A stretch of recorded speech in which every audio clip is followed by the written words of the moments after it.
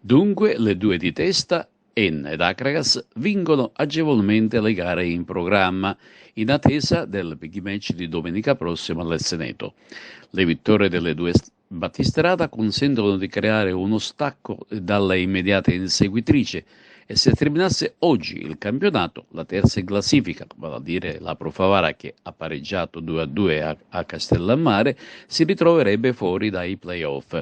Ancora nulla è stato deciso, anche perché la compagine favarese, pareggiando a Castellammare, deve giocare in casa lo scontro diretto con l'Enna, il cui esito potrebbe riaprire i giochi. Incredibile sconfitta interna del Don Carlo Misilmere che cede con il Casteldaccia. Ma vediamo quali sono stati i risultati di questa quart'ultima giornata di campionato.